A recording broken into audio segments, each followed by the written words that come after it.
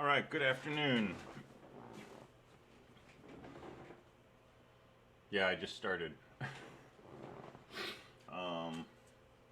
Cool. Saw most of you a few minutes ago or an hour ago in class. But hope everybody's doing well. Hope you had a good weekend. And we're back to discrete structures. So I'm hoping everybody turned in their homework, and I will get those graded before Wednesday, and then I'll give you some specific feedback in Canvas when I grade your homework. But then I'll make some comments in class on Wednesday, kind of talk about the general things that I saw, anything that seems like it needs clearing up at large, or anything that people seem to find difficulty with. We'll talk about that. And if you have a burning question on the homework that you want to talk about right now, we can definitely do that. But I will definitely go over the homework on Wednesday also. So if there's nothing that's keeping you awake at night, right, we can talk about it on Wednesday. And then on Wednesday, depending on how far we get, if I can post homework 2 by then, we'll talk about homework 2. If not, I'll post it on Friday and give you an extra day for it. But as of right now, there's no homework 2 posted yet. So it'll come up Wednesday or Friday. So I want to finish up our unit on sets, pick up the last few topics, and then move on to propositional logic. But we'll probably spend most of today finishing up sets. There's going to be roughly a homework per week. So this is week 2. There'll be a homework sometime this week, due around the beginning or middle of week 3. So probably about 9 or 10 homeworks total, because there's that 1 week lag in there.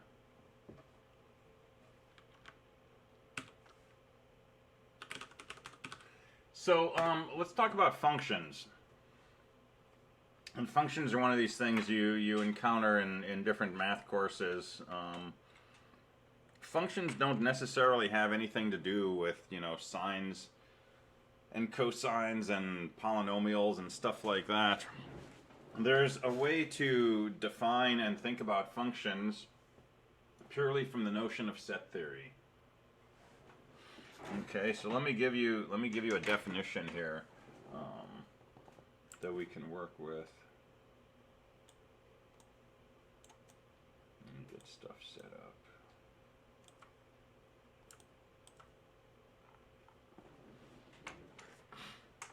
All right, so let's think about functions. So a function f. And we say f colon, that's not such that. Now that's a different meaning of a colon. A function f colon. And we list 2 sets with an arrow in between them. So this would be function f from A to B. Would be how we describe it. So a function f from A to B is an assignment, or a mapping,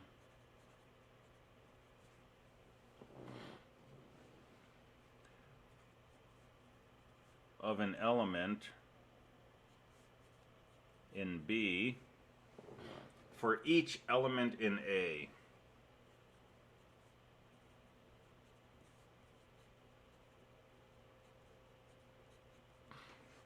So a function is a mapping from each element of A to an element of B.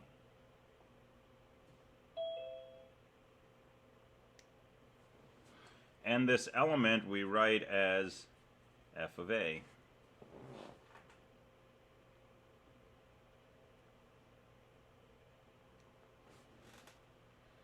And so we might say B equals f of A.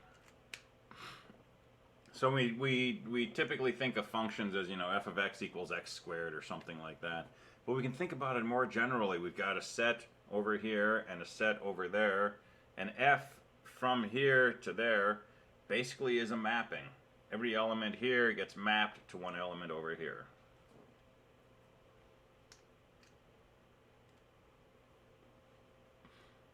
And there's different ways we can specify functions. So typically we specify them with something mathematical like f of x equals x squared. But we could also specify them using words, right? We could describe what this function does. It takes an integer and it maps it to the integer you get by writing the digits in reverse order. That's a function. Right? That would be a function that took the number 12 and mapped it to 21. And it would take the value 100 and map it to just 1. And it would map, you know, a single digit thing to itself. It's a weird function, but it's a mapping from the set of, let's say, positive integers to the set of positive integers. So we can define functions in words. We could define them with pictures. We could define them with an expression. We can define them with a program. Right? What do we call a subroutine in C? It's called a function. So when you make a function in C or Bash or anything else, right? It's a thing that you pass, you know, sometimes one, but sometimes more than one thing to. But you give it some input and it generates output. So it's an association between inputs and outputs.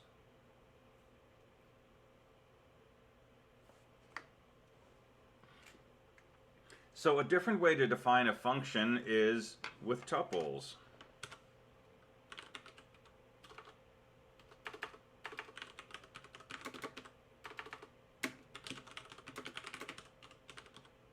So remember, a tuple is an ordered pair of things. So suppose we have, you know, a good old function like f of x equals x squared. And let's suppose that x is an integer. Yeah, functions are in Python too. Well, one way to define this function is to simply list a set of ordered pairs of the form x comma f of x. So for example, x could be 0, in which case f of x is 0. X might be 1, in which case f of x is 1. X could be 2, in which case f of x is 4, and so on.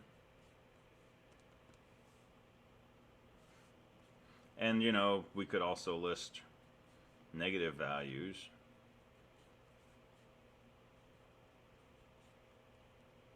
And if we put all of these tuples into a set, we have a set that completely defines this function.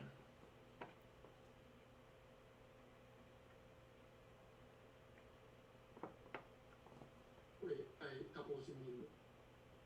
Ordered pairs. So each of these is just an ordered pair of elements where each element comes from Z. But 2 comma 4 is different from 4 comma 2, right? That's the ordered part. So it's a tuple in the sense that we used when we talked about Cartesian products last week.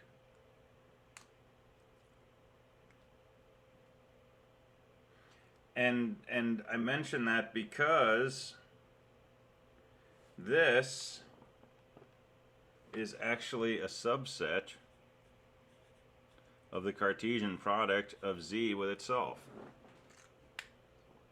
Right, if we take the Cartesian product of Z with Z, what do we get? We get the set of all tuples where the first element comes from Z and the second element comes from Z.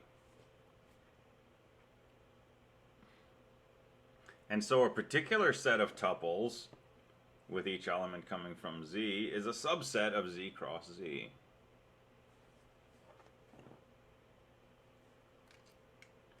So more generally,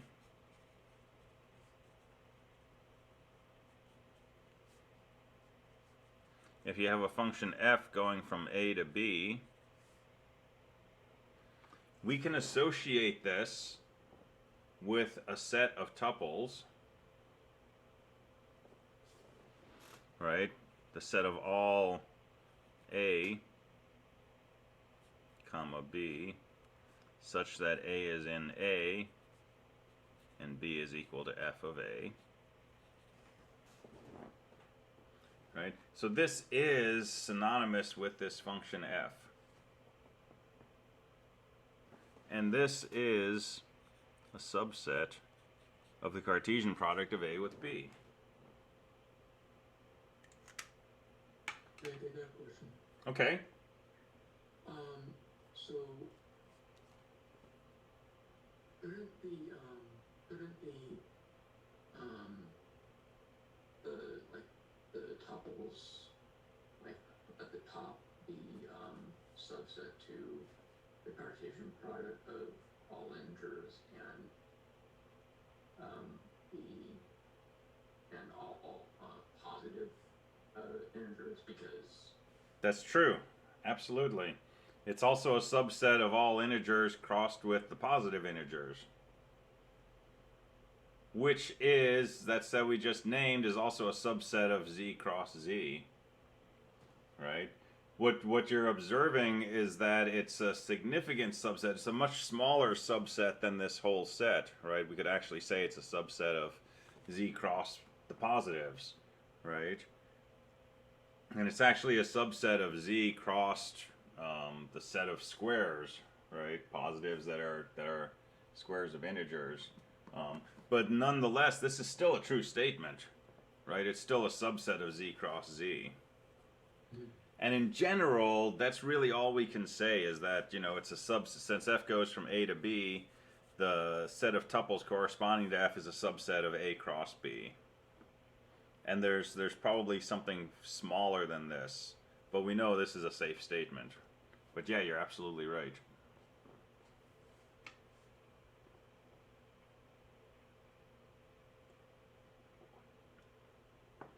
So what does this mean for us? It means, number one, if you have a function, you know, you can have an algebraic expression, or if it's something like a sine or a logarithm, you can have a Taylor series expansion that corresponds to it, or some big integral or something like that. But we could also just have a set, and that set will completely describe the function. Which is kind of cool, because we can capture the essence of a function in just a big set of values, a set of tuples.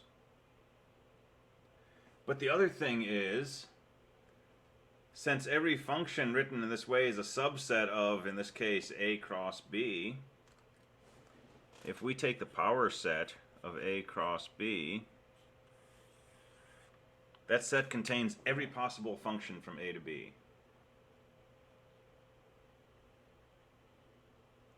So if we think about real numbers like we usually deal with in Math 151 and such,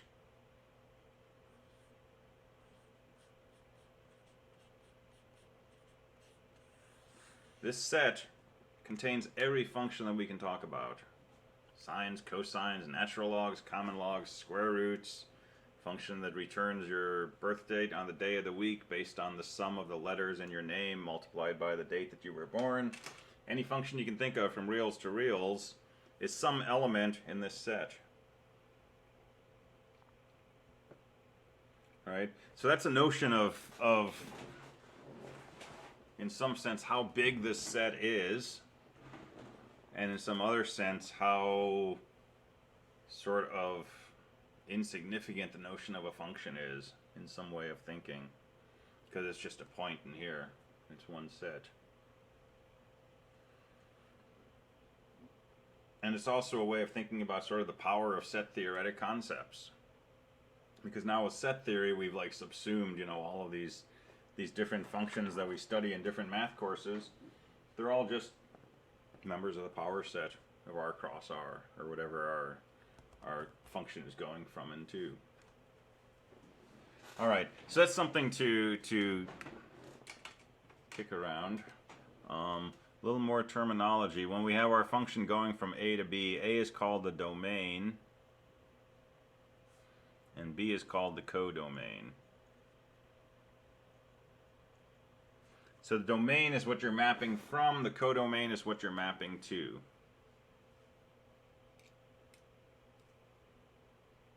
when we have something like f of a, we can call this the image of a. So we sometimes think of f as like, you know, kind of like a flashlight or something. That's like casting a projection of something into another space. Could be a shadow, or it could be some other image of it. So the word image is kind of a visual nod.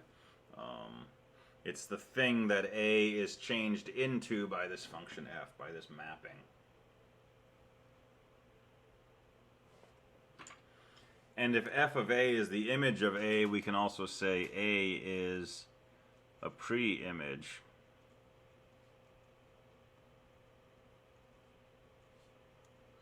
of f of a.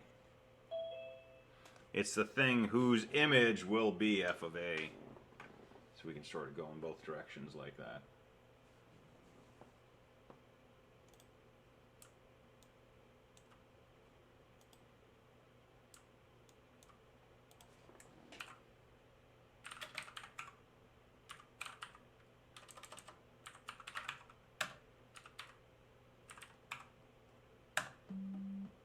I had turned off my attendance tool last week, but I'm turning it back on because our numbers are dropping. All right, so image and pre-image, and we sometimes say f maps from A to B. So it goes from A into B.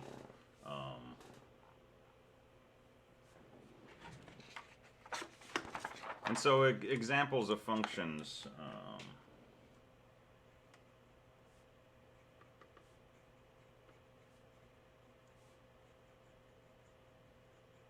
Right, f could go from x to x, where f of x is equal to x squared.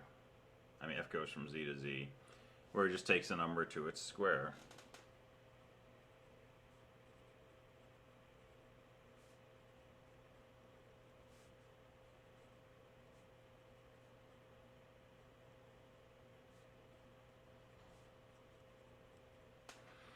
G could go from z to z. It takes a number to either 1 or 0. If the number's positive, it maps it to 1. If it's less than or equal to 0, it maps it to 0. Perfectly defined function.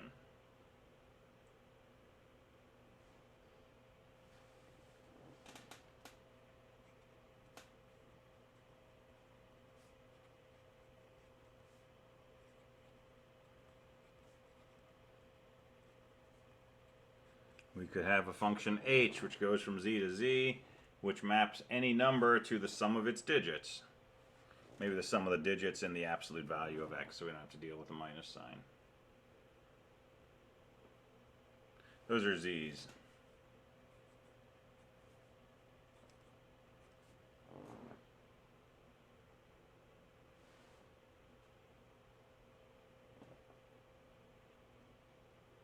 All right, so we can define functions lots of ways.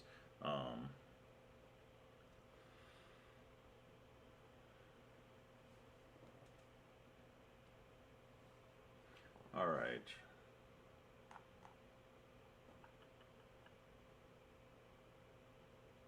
So you got the basic idea, right? This notion of a function as a set of tuples is intriguing in some ways. Every function that you can write in a computer program is really a function from integers to integers, right? If it takes an integer and returns an integer, well, it's obviously a function from integers to integers. If it takes a double, right, well, we can treat a double as an integer because a double is just a string of 32 bits, right? So we could interpret that as an integer, and the double that it returns is just another string of 32 bits. If it takes two arguments, right, and they're each 32 bits, we could string them side by side and come up with a 64-bit single argument and just treat that as a 64-bit integer. And so in some sense, you know, our functions can be viewed as functions from integers to integers. If it takes an array of 1,000 things, right, we could string all 1,000 of those side by side. But every function takes a finite amount of data, right? And I would say every function that we write on computers today takes an argument that fits in at most, you know, 1 terabyte of storage. So if we had 8 trillion bits, we could represent the collective arguments to any function in C as an 8 trillion bit integer, right? So same thing if you take in a string, right? An array, yeah, just treat them as integers, because characters look like little tiny ints, and if you just put them side by side, and you know your biggest element is 1,000 characters, well, that's 8,000 bits. That's just a big integer. So every function you can write in C is arguably a function from integers to integers, and every function from integers to integers is just a subset of Z cross Z. So here you go. That set contains every C program you can write, because main programs are just functions too.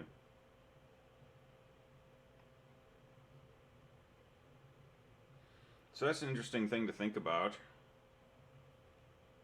Every program you can write is contained in this power set.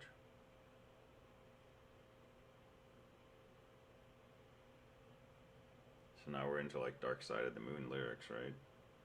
All that you write and all that you compile, or something like that.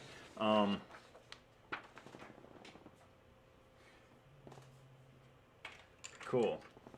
Yeah, PA1 is a CSE215 thing. Don't worry about it in here. All right. Let's talk about properties of functions.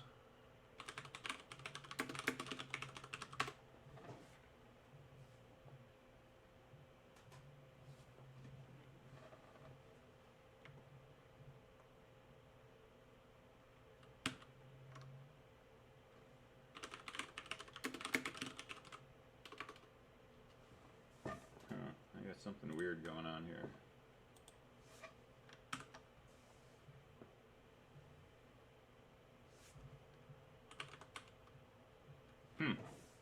Hold on a second. I'm having technical difficulties here.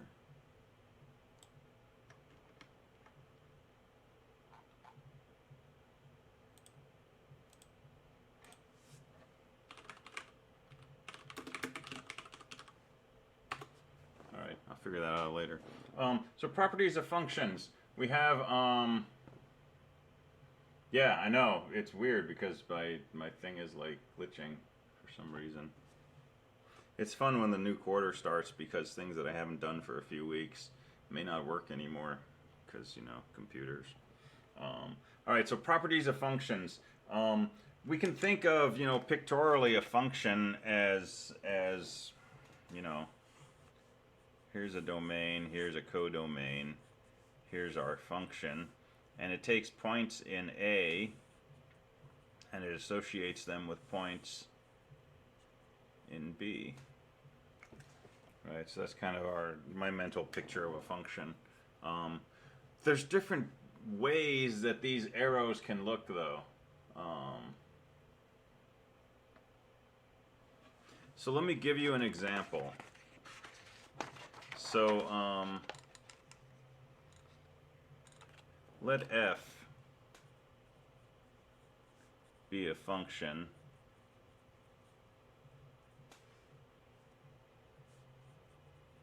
from pieces of currency to values, which we'll assume are integers, hopefully positive integers. So we're going to have f going from a set of currencies to a set of values. Currencies are like coins, dollar bills, things like that.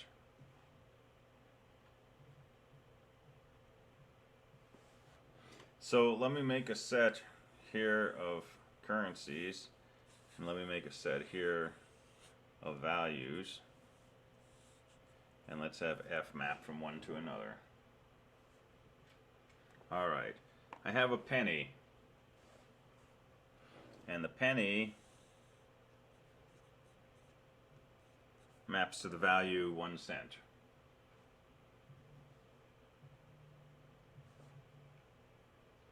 I have a nickel, and the nickel maps to the value 5 cents. That is shiny. I have a dollar. I had to actually look to confirm it's a dollar, and somewhere way on the back it has a little dollar sign followed by a 1.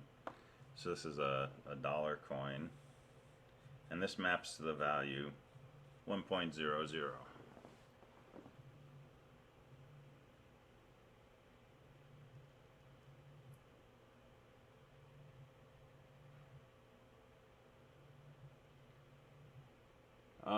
I don't understand that question in chat. If this was covered in another vid, tell me and I'll find it later. How are we going to use this later? But yes, this is covered in another video, so you can check the video index and see where it was covered in fall. And we're going to use this everywhere. Functions are fundamental to everything we do. No pun intended there. So yeah, this is good stuff. So far I have 3 things over here in my domain, and they are mapping to 3 things in my codomain. And you notice different things are mapping to different things. That just happens to be the case. Now over here is a value of 17 cents. Right, and if the set of values is a set of integers, right, I've got a 17 over here. There's nothing that maps to 17. Right, there's nothing over here that goes to 17. It's unmapped. It's still part of the codomain, but nothing's mapping to it. And it could be that, you know, everything in the domain is mapped to by something, or it could be that there's things that aren't mapped anywhere.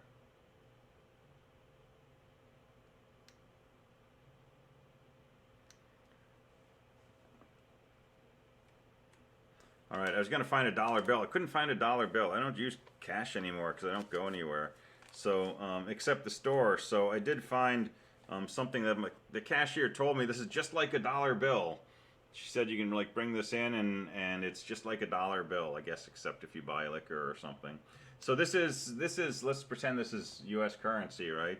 So this is a piece of currency that also maps to the value 100. So it may be that there are things over here that aren't mapped to from anything. And it could be that there are things over here that are mapped to from more than one thing. Those are both really interesting cases to us. Right? The case where there's things that aren't mapped, and there's case where things are mapped more than once. I do have the game of life, so I could have pulled money out of there. Cool. I know that for next time. All right. So these are interesting cases to us. There's also another case we want to talk about, which is, you know, here's a button. And what is this button worth? Well, you know, to some people, this is worth 5 cents. Because it's a button, it's made out of plastic, right? To some people, this button is exactly what they need for their trench coat that they're missing a button from. And they hadn't gotten around to getting a replacement button, and this is exactly what they're looking for. So, you know, to those people, this might be worth $5.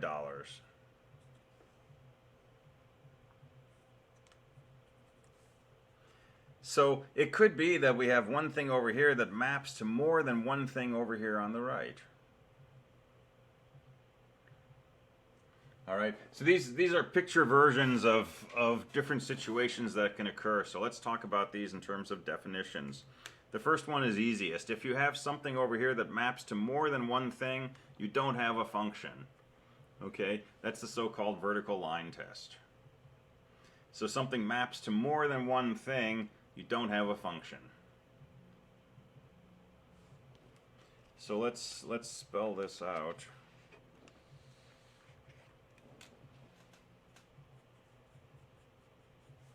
If f of x has more than one value for some x,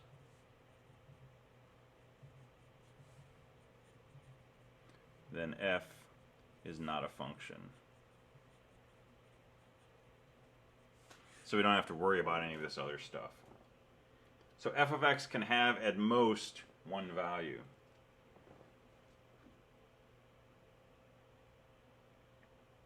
If there's some point over here that doesn't map to anything, it's also not a function.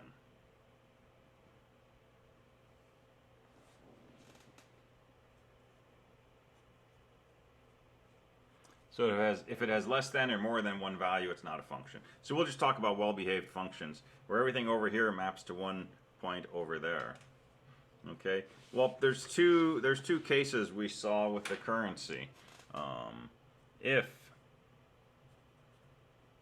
there are different x and y such that f of x equals f of y. So if there's two different points that map to the same value, then f is not injective.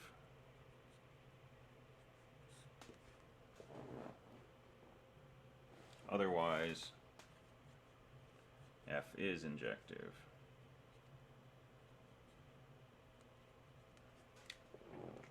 So what does injective mean? It means different points map to different values. So the dollar and the coupon are different points over here, but they both map to the value 100. So this function is not injective.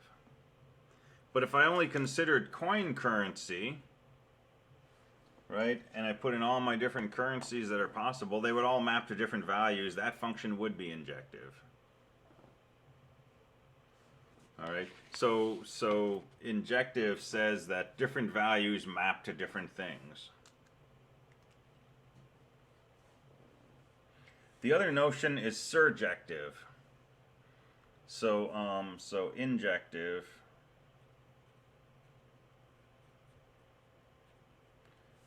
means different values go to different values. Surjective means something always maps to any value in the codomain.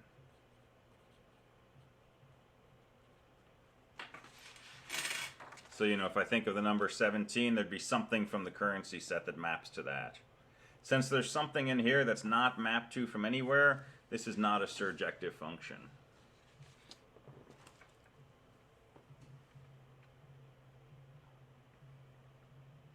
So injective is also called one-to-one, which is a nice linear algebra term, as someone just mentioned. And surjective is also called onto. And then bijective is when both of these things are true. And so that's a one-to-one onto function.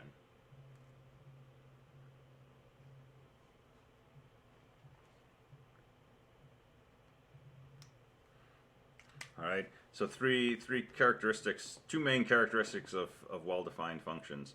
One-to-one or injective means different things map to different things. You don't have a case where two things map to the same.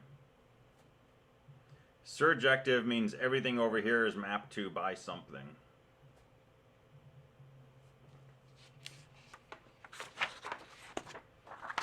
All right, so we did some currency examples. Let's do some mathematical examples.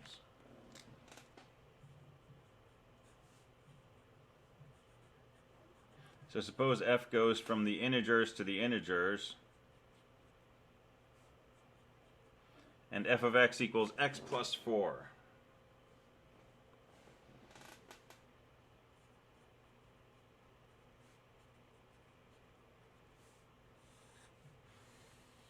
Okay, is this function surjective?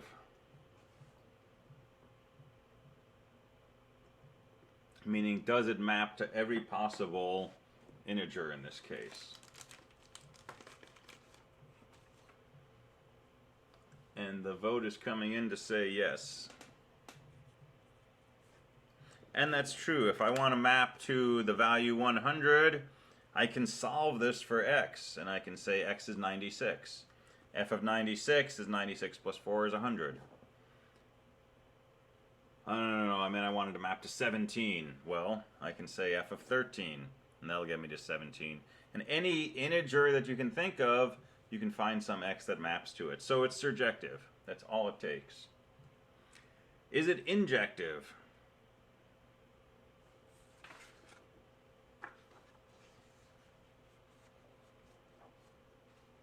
And it turns out it's injective also. So injective means the following. If f of x equals f of y, then x must equal y. Right? Injective is saying that different values here have to go to different values, which means if two things go to the same value, those two things must actually be the same thing. So a good test for injectivity is if f of x is the same as f of y, are we guaranteed that x is equal to y? Well, in the case of a mathematical equation, it's pretty easy to explore this. If f of x equals f of y, that means x plus 4 equals y plus 4. And if we subtract 4 from both sides, that tells us x is equal to y. So yeah, this is injective.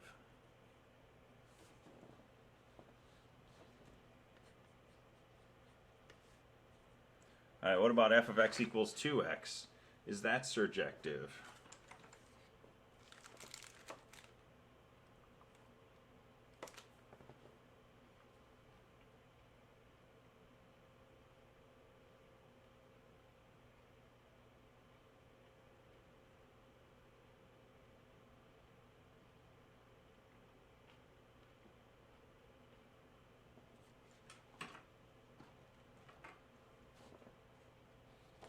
So majority vote is coming in as yes. If a function is surjective, it means we can always find an x which maps to any given value in the codomain, z for example. So for example, find an x such that f of x equals 10. Well, since f of x is 2x, we're asked to find an x such that 2x equals 10. X equals 5 is a solution. But suppose I wanted to find an x such that f of x equals 1. Is there an x in the set of integers such that f of x is equal to 1? And someone in chat says no. Right, so the correct answer would be 1/2, but 1/2 is not in z. So it turns out this is not surjective. But is it injective?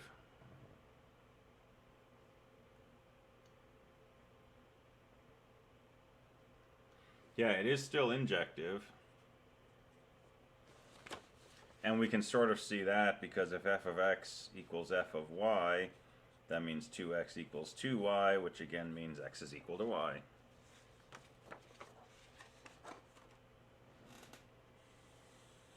Now suppose I say f goes from the reals to the reals, and f of x equals 2x. Is that surjective? Yep. And that's simply a reality, a consequence of the fact that we can solve this equation 2x equals y, we can solve that for x. It's just y over 2, and we know that if y is a real number, y over 2 is a real number. And this is still injective,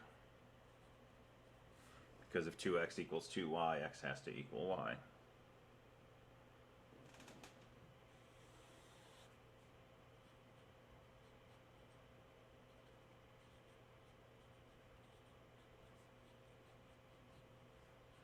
All right, what about f of x equals x squared, where f goes from z to z? Is that surjective?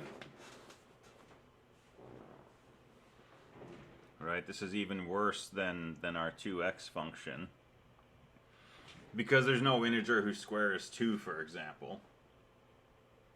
Is it injective?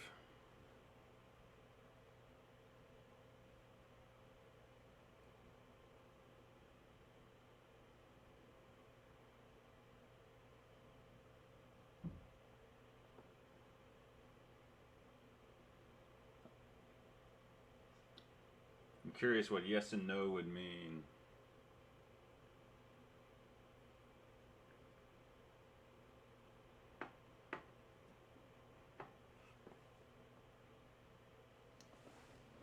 If you believe hard enough, sure. Yeah, so this is not injective. And why not?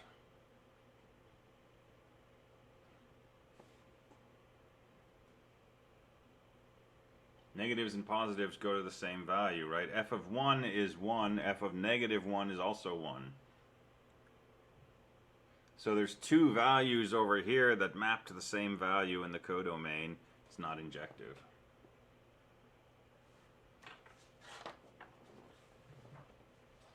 And if you like algebra, I was going to say the algebra, I don't know why.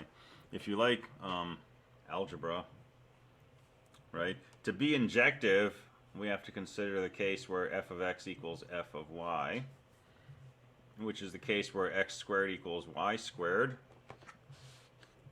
And if y is fixed, can we find an x which satisfies this? Well, you can pull it over to put a 0 on the right side and factor, and use the fact that if the product of two things is 0, at least one of them is 0. And so x plus y equals 0, or x minus y equals 0. So x is minus y, or x is y. There's two solutions in general. Right? So there's two cases where f of x and f of y could be the same. So not injective.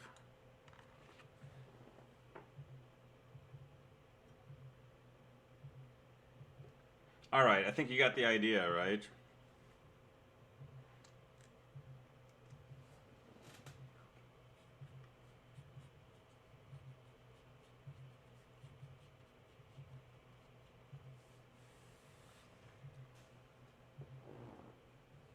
Still not injective, because f of 1 and f of minus 1, or 2 and minus 2 are the same thing. Is this surjective?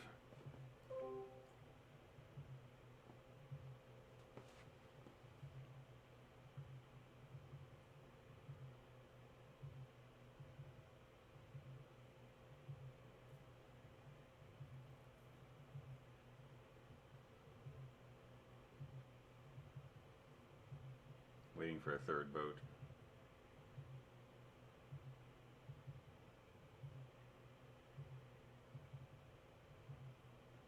Oh, we've got a disagreement here. We've got yeses, noes, noes with question marks, I don't knows, and painfuls to do. So there's no precise way to analyze these that works in all cases. But f of x equals x squared. Well, the codomain is the set of reals, so just start asking, for any real I think of, is there something whose square is equal to that? Well, that's synonymous with, does every real number have a square root?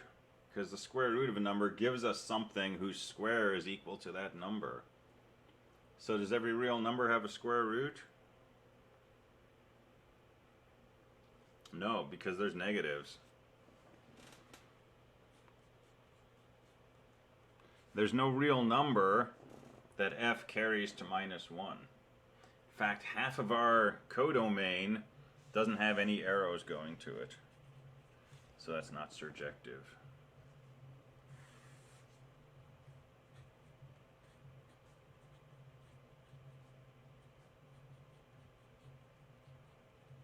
But if our domain and codomain are the set of complex numbers, we finally get surjectivity back, but still not injectivity.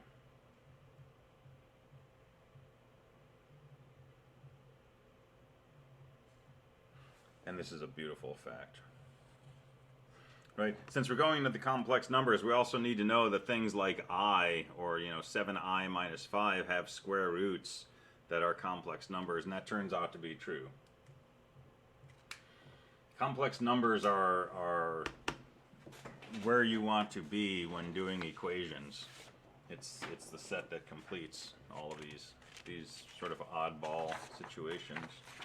All right, so that's just three pieces of terminology: injective, surjective, and bijective is just both, right? All right.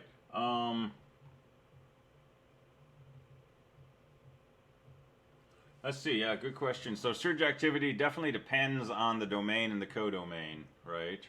Can injectivity depend? Sure.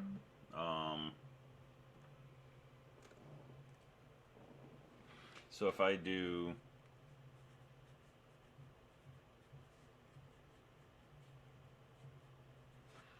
right, if I have f going from integers to integers, f of x equals x squared, this is not injective, because 1 and -1 both map to the same thing. But if I had f going from the set of positive numbers to the set of integers, that is surjective, or injective.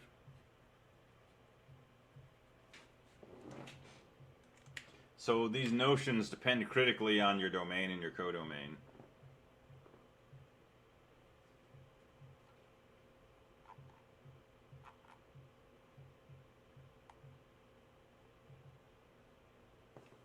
Yeah, you're welcome. Let's see if this works again.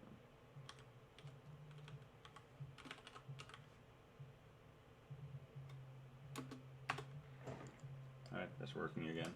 All right, summations.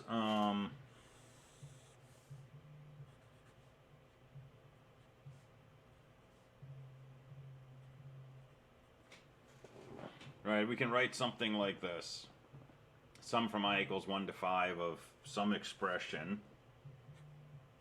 And this is a shorthand notation, which basically says, evaluate this expression when I equals 1, then evaluate it when I equals 2, then evaluate it when I equals 3, and so on, up to including when I equals 5, and then just add those things together.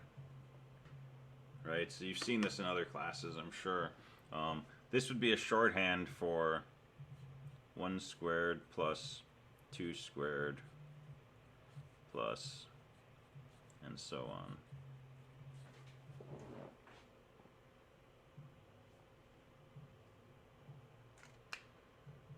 All right, so that's a convenient shorthand.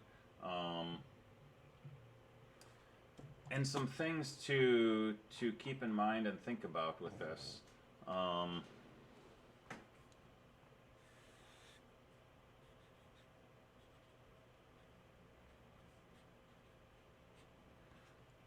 Instead of the sum from I equals 1 to 5, I could write the sum from W equals 1 to 5 with an expression that says W squared instead of I squared.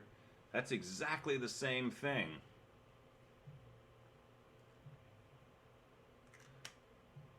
So the choice of variable here is sort of irrelevant to the final value of this expression. And we've experienced this before. We experience this when we write code, when we write a for loop. If you want something to happen 10 times, you can go for I equals 1 to 10, for j equals 1 to 10, for, haha equals 1 to 10. And the code still does the same thing. But at some schools, if you don't use I, you lose points. But it doesn't make any difference, right? Now, if we're adding I squared and we decide to, do for w equals 1 to 5, of course we have to do w squared instead of I squared, right? But this summation is really just a for loop, right? So, sum equals, let's write this out. Let's look at the sum from I equals a to b of some function of I. Right? Well, we could code that with, set some sum equal to 0 for I equals a, I less than or equal to b, I plus plus, sum equals sum plus f of I. Well, the value of sum at the end, that's what this summation is equal to. And yes, this is related to integrals, right? An integral is really just a summation.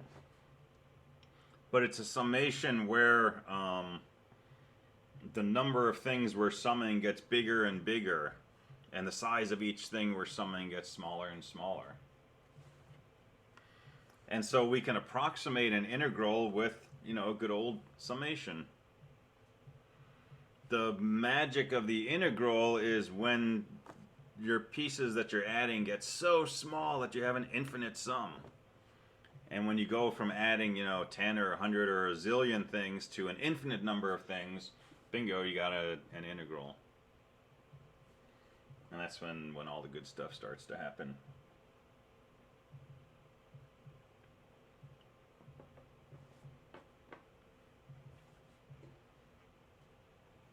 Do you know who they think first did integrals to find things like surface area and stuff like that? You can add up integrals and do the trapezoid thing and approximate the area of under a curve and stuff. Do you know who did that earliest work?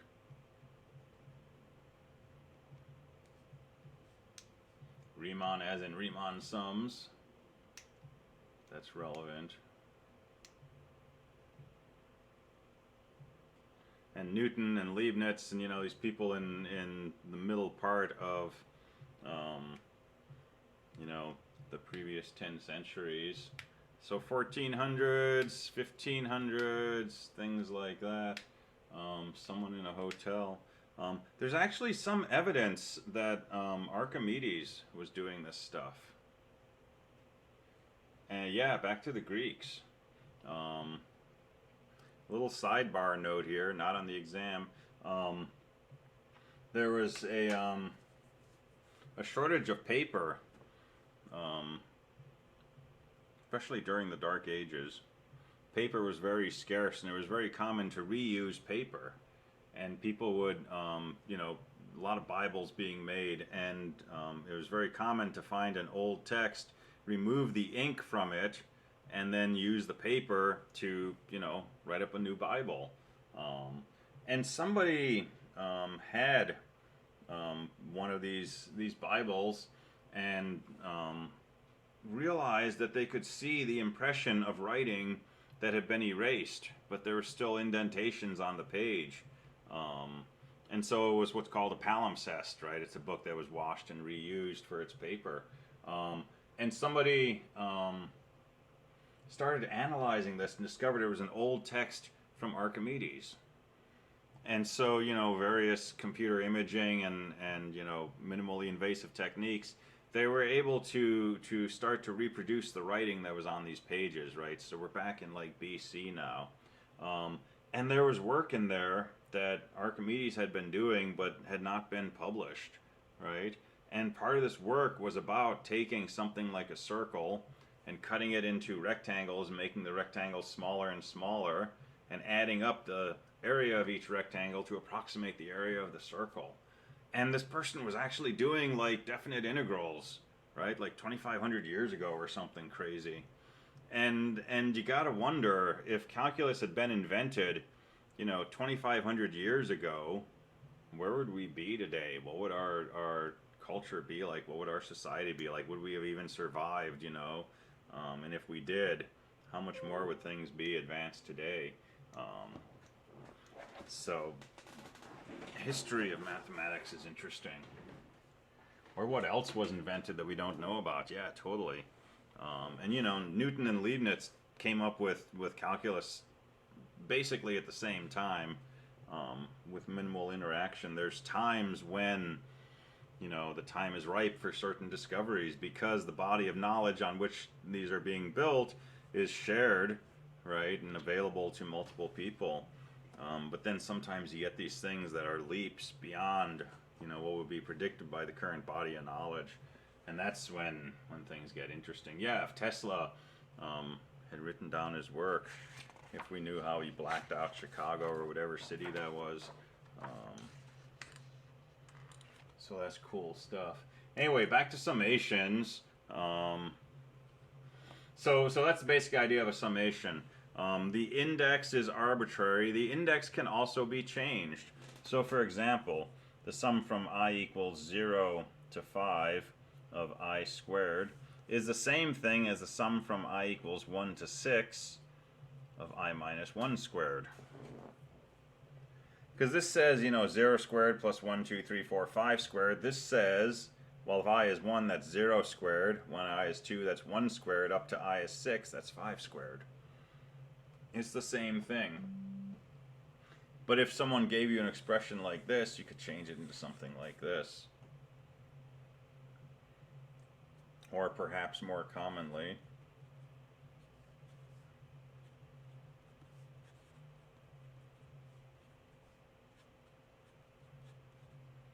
right, we could change this into this. And this is nice because sometimes we have formulas for summations that start from 0. For example, we have a formula for the sum of the first n integers.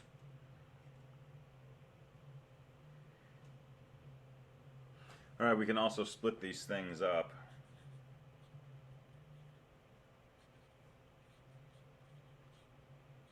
So if we have some function of I and we're going to add it up from, say, a to b, well, let's just use some numbers. Let's say we're going from 0 to 10. Well, that's also the sum from, say, I equals 0 to 3, plus the sum from I equals 4 to 10.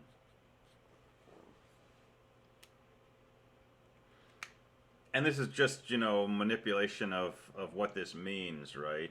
This says f of 0, 1, 2, 3, 4, 5, 6, 7, 8, 9, 10. Well, this says f of 0, 1, 2, 3, and this is plus f of 4, 5, 6, 7, 8, 9, 10. So this is the same thing as that. So you can split these things up, right?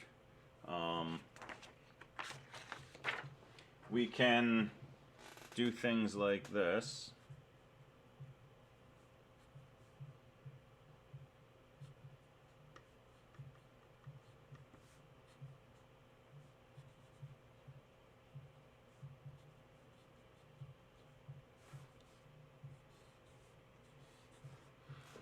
If we have an expression in here where each term is multiplied by a constant, we can pull that constant outside of the summation symbol.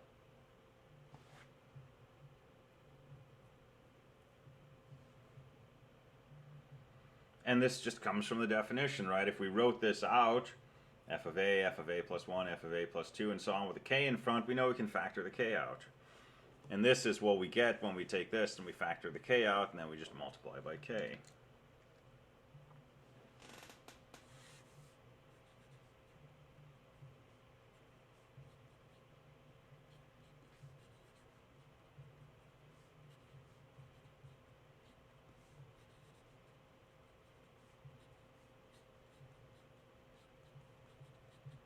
Here's another game we can play. Right, one summation plus another summation. Well, same indices of summation. We could simply add these together inside. And you can think about doing these in for loops in C, right? Or some language. we could calculate a sum of terms here and a sum of terms here and add them together, or we could just add these inside a single for loop. And back to the question of integrals, right? These are rules we find for integrals. You can pull a constant out of an integral. You can take two integrals and add them together and get the same thing as if you integrate the sum of those pieces inside. The reason those work for integrals is because they work for summations, and integrals are really just summations.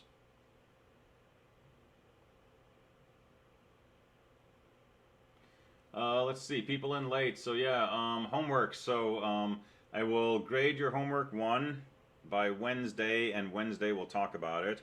And then either Wednesday or Friday I'll post homework 2, depending on how much we get through. And if I posted Wednesday, it'll be due Monday. If I posted Friday, it'll be due the following Wednesday. So it'll be sometime this week, and there'll be another class period between when I talk about it and when it's due.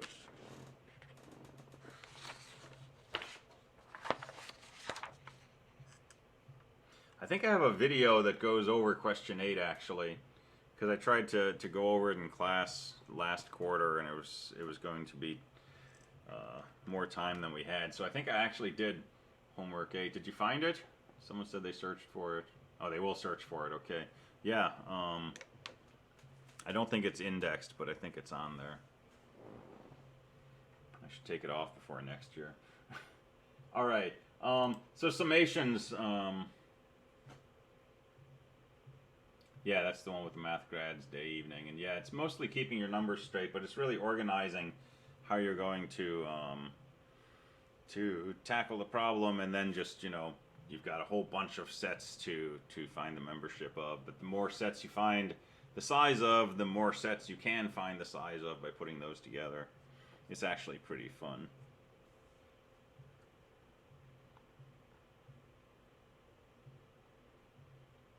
All right, let's see. Double summations.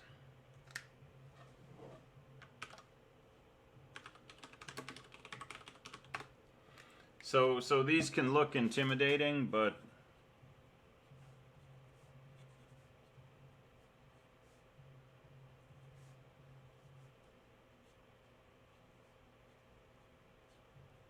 if you have a question like this, sum from I equals 1 to 5 of the sum from j equals 2 to 3 of I plus j squared. It's a nested for loop, right? Somebody just mentioned that. That's basically a nested for loop. And one way to think about this is break it out. Figure out what this is first, and then just find the sum from I equals 1 to 5 of whatever this is. So what is this? Well, set j equal to 2, that's I plus 2 squared. Set j equal to 3, that's I plus 3 squared. Add those together. You don't have to simplify, but you can simplify if you want. So that would be 2i plus 2 squared plus 3 squared, 4 and 9 is 13. This is not an imaginary I. So this is the sum from I equals 1 to 5 of 2i plus 13.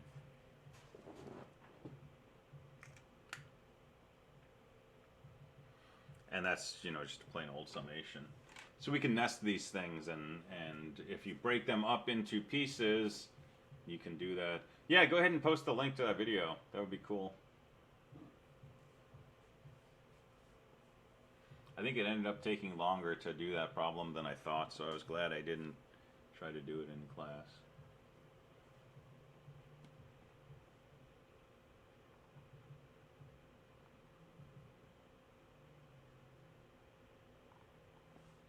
All right, these summations can also be infinite.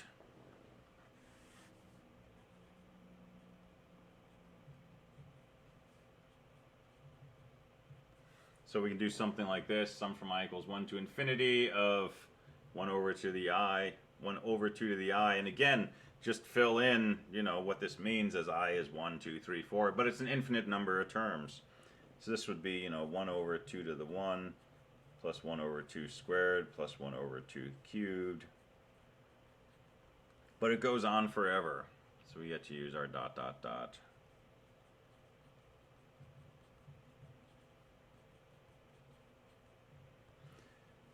And sometimes this makes no sense, sometimes it does. In this case, it does. If we continue doing this, right, we've got a good old limit problem. This will turn out to be equal to 1.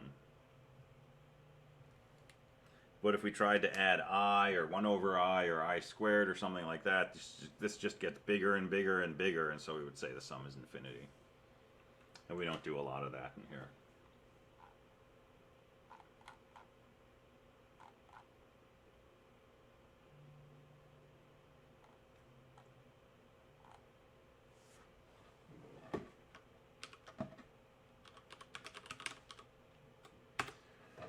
All right, let's talk about sequences.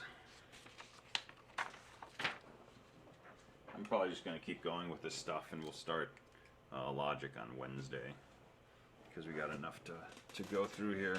So sequences.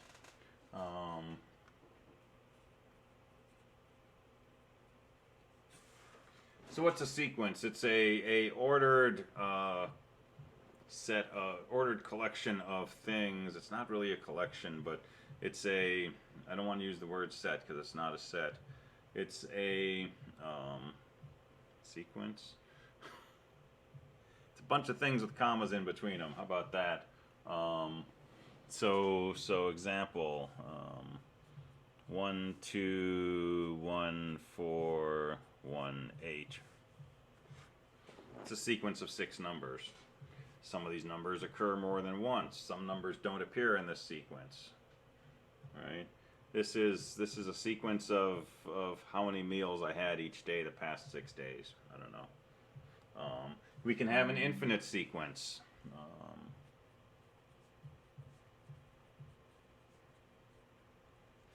Right? There's a sequence of powers of 2. That's how many tribbles you have if your tribble population doubles every day, right?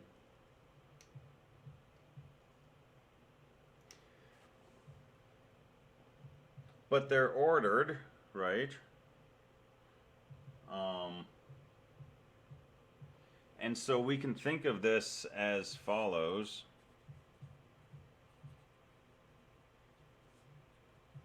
A sequence is a function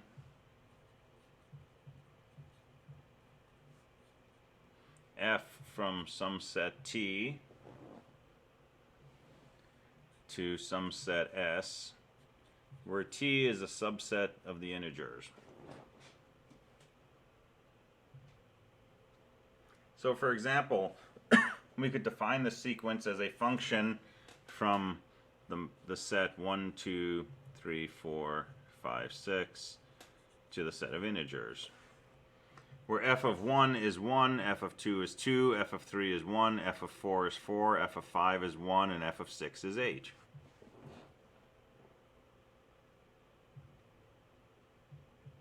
We could think of this as a function from the set of positive numbers to the set of integers, where f of a particular positive number is just, so if we start with 1, it's going to be 2 to the n minus 1. So again, functions capture a lot of information for us, and functions are just, subsets of a cross product. So these sequences we can think of as functions from some subset of the integers. And the canonical way to do that is just think of, mapping from 1, 2, 3, 4, 5, 6, where the nth term is whatever the function maps n to. And so you define your function as just, taking those consecutive integers to those values.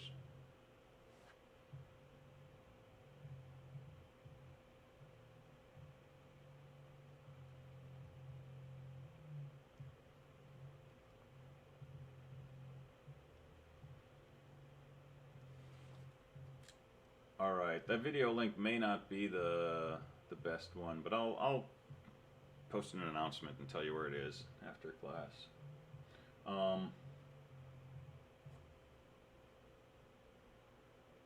And so sometimes, and so watch out here because this is going to be confusing, right? Sometimes we write AN inside curly brackets to mean the sequence.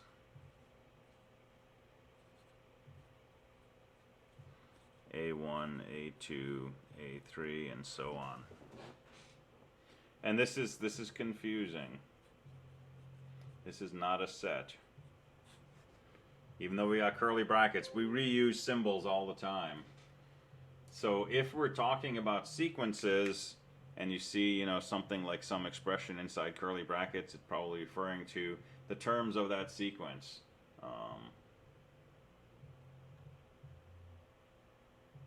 Let's see. I can notate it like 3 goes to 11, f of n equals 3 to the n.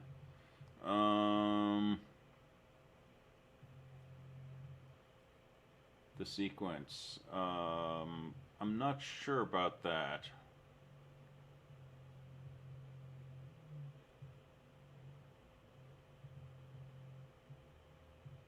So if you're trying to do the sequence 3 to the n, like the sequence 1, 3, 9, 27, 81, and so on, right? That could be f goes from, you know,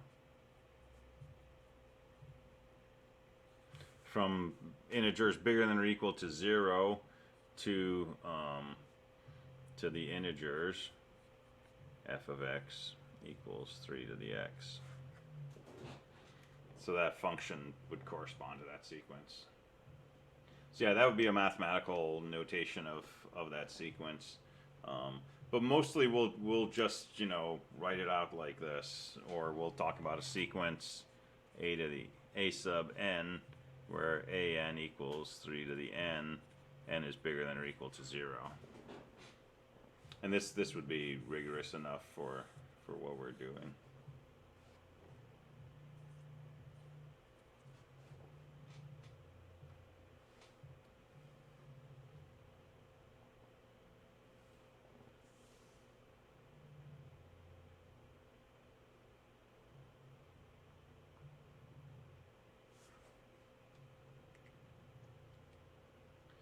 Let's see, so if I had a set that contained an n, would I need to define that? It isn't a sequence. So it's usually clear from context, right? If we're doing questions about sets, then when you see something in curly brackets, it's a set. If we're doing a question on sequences, we generally won't be talking about sets in the same section. So this would indicate. I'll avoid this notation myself, right? Because I really think of curly brackets as defining sets in this course. So I'll try to avoid this, but you'll see it in the text and you'll see it in other resources. But yeah, you kind of have to know from context.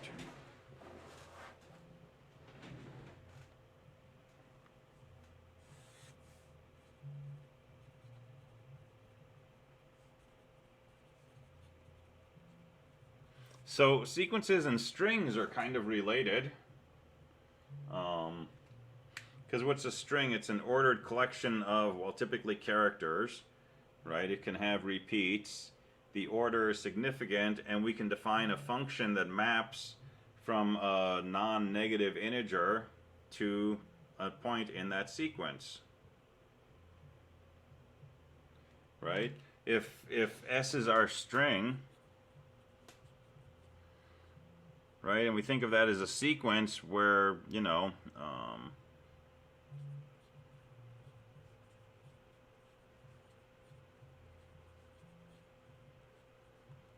where we've got, you know, the elements of that string, right, then we have a function that maps from non-negative integers to elements of that string. It's just the index function, right? Take the integer I, and that maps you to s bracket I, the I plus first character of the string. Don't worry if you don't like strings. We'll get to it later.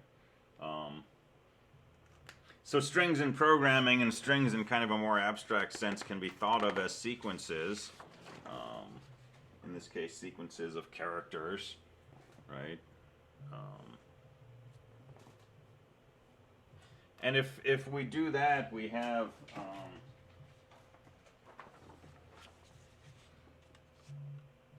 a special symbol lambda, which represents the empty string.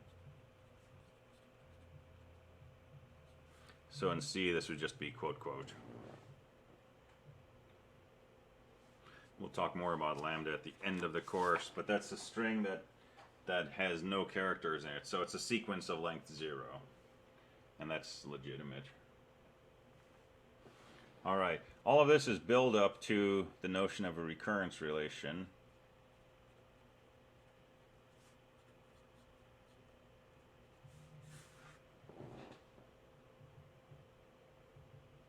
So a recurrence relation for a sequence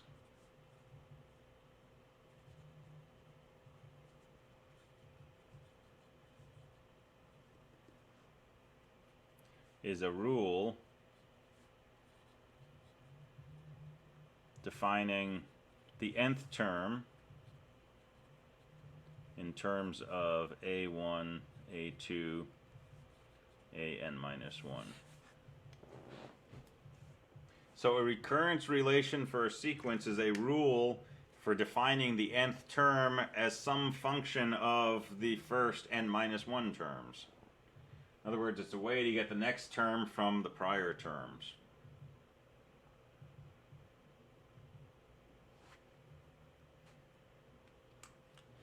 And this sequence is called a solution for that recurrence relation.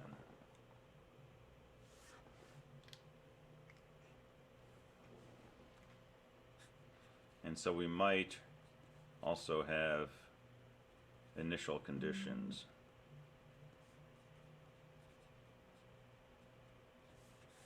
So example, an equals 2 times an minus 1, where n is bigger than 1, and a1 is equal to 1. That's a recurrence relation for a sequence.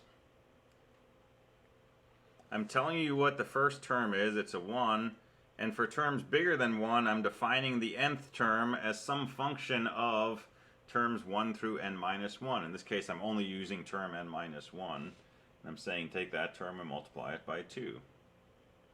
So that's a recurrence relation. What is the solution to this? What is the sequence for which this is a recurrence relation? Well, the first term is a 1. The second term we can find from right here, because if I set n equal to 2, this says a2 is equal to 2 times a1.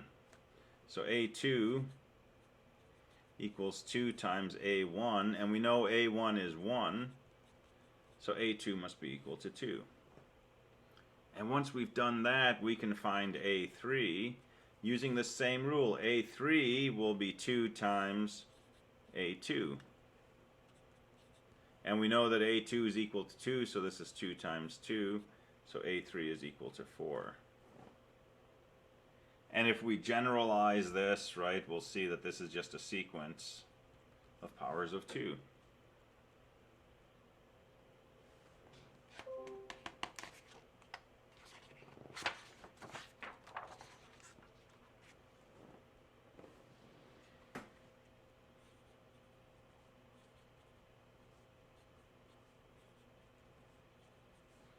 Here's another recurrence relation.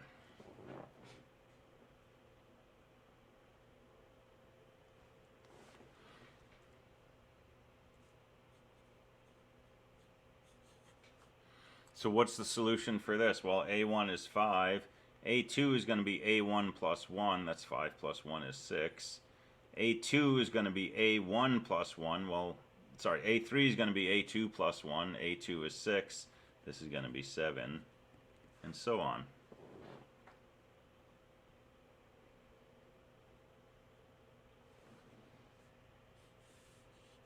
Here's another recurrence relation.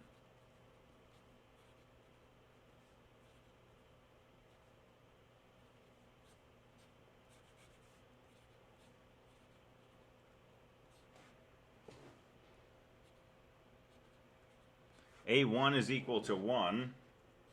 And if n is bigger than 1, an is a times an minus 1. So what's the sequence look like corresponding to this recurrence relation? We got 5 minutes left. We can do this. I'll start you off. A1 equals 1. So it starts with a 1. See what A2 looks like.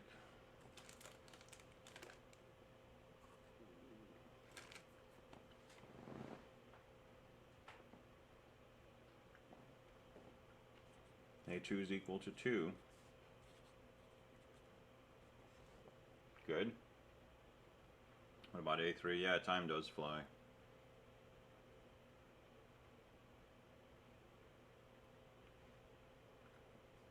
A3 is going to be 3 times A2, which is 6. Let's do one more.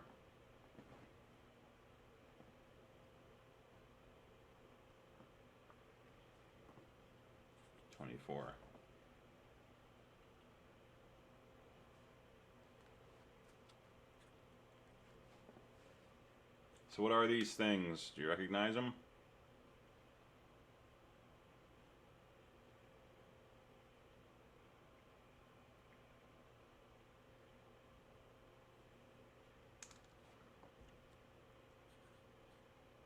All right, these are factorials.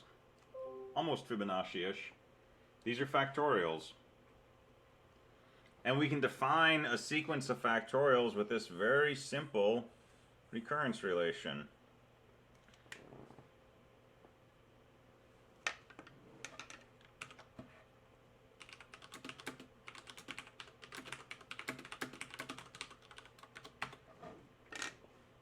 Okay, this is the whole point of this course.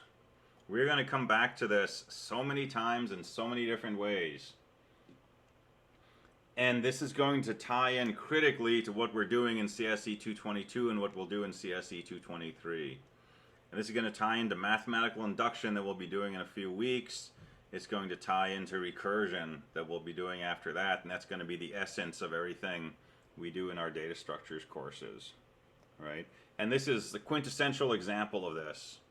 Right? It's a recurrence relation, a simple expression of the nth term of a sequence as a function of prior terms. But from this simple two-line recurrence relation, we've defined factorials. And there's a lot of things that we can define using this kind of recurrence relationship. And so that's going to be something that we repeat a lot. All right, so I'll say a little bit more about that on Wednesday. And we normally talk about matrices, but I'm going to do a really quick run through on matrices, about 5 minutes on Wednesday, because you've already seen these a few different times.